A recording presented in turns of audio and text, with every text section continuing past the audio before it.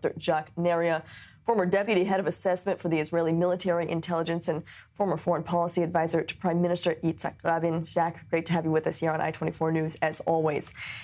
When it comes to these reports that Hezbollah is refusing orders from Iran to join the fight and fire more missiles towards Israel, would Israel even be ready for Hezbollah to join the fight? What strain would this put on the security apparatus? Well, first of all, for the first time in the Shiite community history in Lebanon, the Shiite community is split. It's split between two main currents. The one that is led by Nabih Berri, the Speaker of the Parliament and head and leader of the Amal movement, and Hezbollah led by Naim Qassem. Nabih Berri says very bluntly, very openly, that there will be no intervention and no implication in the war. It's according to him, it's even 200%. He's 200% sure that this will not happen.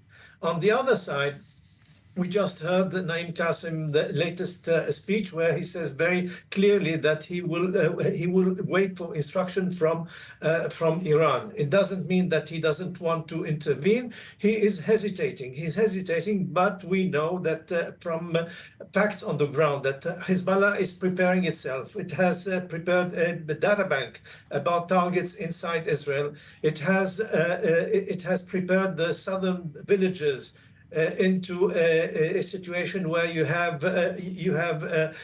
some squads, intervention squads in almost every village, not dressed in uniform, but I mean undercover, and they are preparing themselves for an eventuality to intervene in the war. And this is quite obvious, but from the declarations of several members of Hezbollah, definitely Wafiq Safa, the head of the military wing that is forcing Naim Qassem to intervene. And I think it is a matter of time.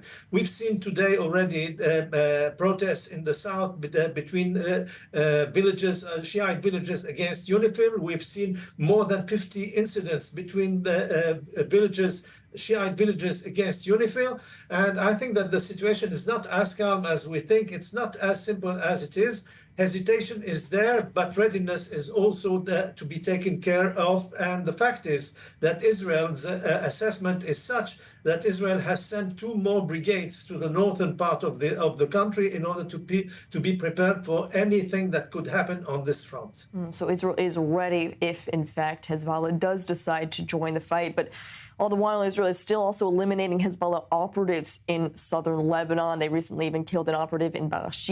Does this also send a message then to Hezbollah to further instill fear in Iran's proxy, or is this also just what we've continued to see over the past several months, even since the ceasefire with Hezbollah began? Yes, Nico, as you may have heard, I mean, there was talk in Lebanon about disarming Hezbollah, about disarming Palestinian factions in Lebanon. Well, this is forgotten. This is forgotten. Hezbollah is not going to disarm, and Palestinian factions that are not, I mean, that are in the living and acting in the refugee camps are not going to disarm. So this is something that we have to take into consideration, that the situation has changed.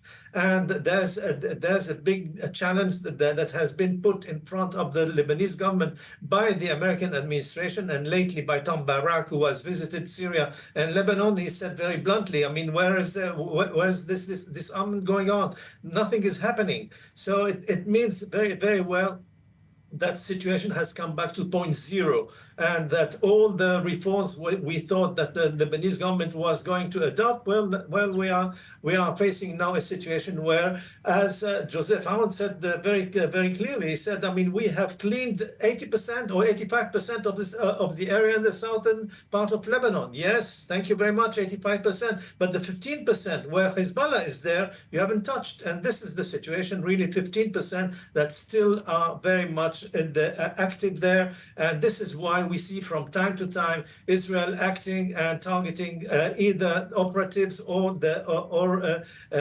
targets on the ground, caches, and all sorts of things.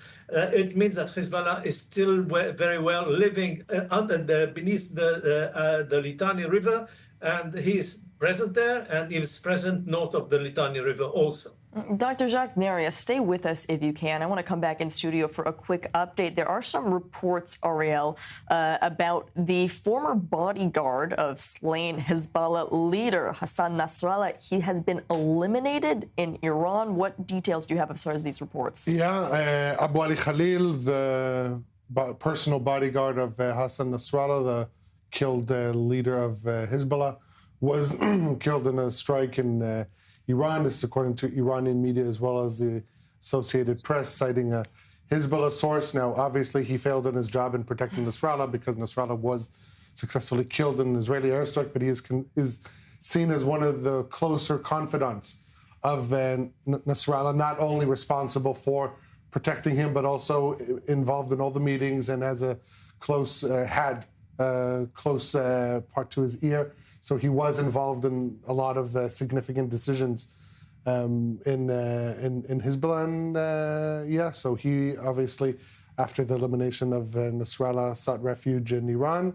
But I guess he needed his own bodyguard because he was eliminated now. The IDF continues with these targeted assassinations. Ariel, thank you for that update. Dr. Neriah, coming back to you then with this information that the bodyguard of Hezbollah's chief, as we're talking about Hezbollah's capabilities, some of them even fled to Iran for refuge following the conflict between Israel and Hezbollah.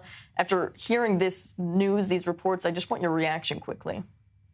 Well, very quickly, I mean, Hezbollah is still a target, and the operatives of Hezbollah and the leaders and the chiefs of Hezbollah are still targeted by Israel, and this will continue as long as Hezbollah will try to defy Israel and defy also the Lebanese government by not accepting the hegemony of the Lebanese government over its body.